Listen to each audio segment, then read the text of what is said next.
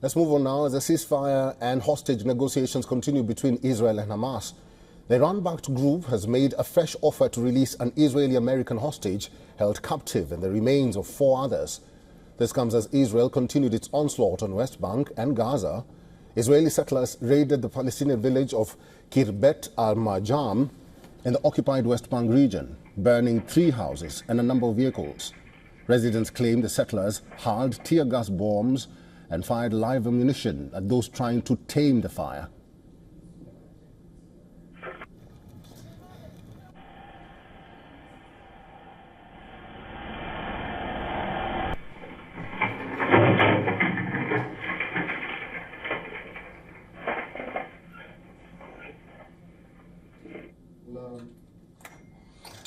In Gaza, a mosque was reportedly destroyed in the southern city of Rafah, while at least 4 were killed in an airstrike in northern Gaza. The IDF claims several Hamas group members killed for planting explosives in a Palestinian territory.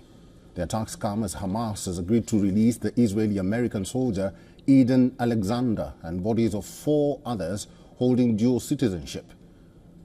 Though Israel wants to extend the first phase of the ceasefire deal, Hamas has insisted on talks for the second phase of the hostage deal.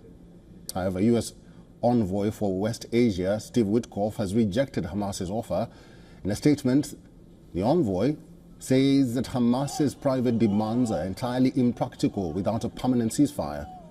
The White House has also backed Witkoff's statement, saying that Hamas is making a very bad bet. It has also accused Hamas of making entirely impractical demands. Further, the White House has said that Hamas is aware of the deadline and the U.S. will respond accordingly if that deadline passes. Meanwhile, a massive rally was held outside Columbia University in New York by demonstrators over the arrest of pro-Palestinian activist Mahmoud Khalil. Several protesters called for the release of Khalil by holding signs that read, "Free Mahmoud Khalil immediately."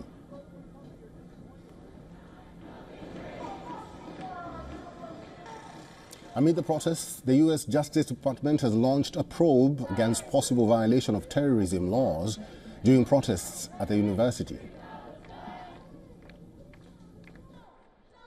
The department's recent actions, which hopefully you've seen at Columbia University in coordination with our law enforcement agency partners, are part of the administration's mission to end anti-Semitism in this country. Just last night, we worked with the Department of Homeland Security to execute search warrants from an investigation into Columbia University for harboring and concealing illegal aliens on its campus. That investigation is ongoing, and we are also looking at whether Columbia's handling of earlier incidents violated civil rights laws and included terrorism crimes. This is long overdue. And for the latest on that, Associate Press correspondent Julia Frankel reports from Jerusalem. The militant group said it would free Eden Alexander, a soldier who was 19 when he was kidnapped from his base on the Gaza border. It said it would also release the remains of 4 others, dual nationals, who died in captivity. It's not clear who negotiated this most recent proposal. Hamas and the United States have engaged in recent weeks in direct talks, which has elicited a terse response from Israel.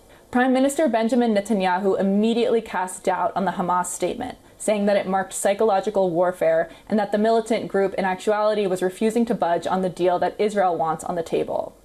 Israel's calling for Hamas to release half the remaining hostages in exchange for an extension of the ceasefire and the promise of a lasting truce in Gaza.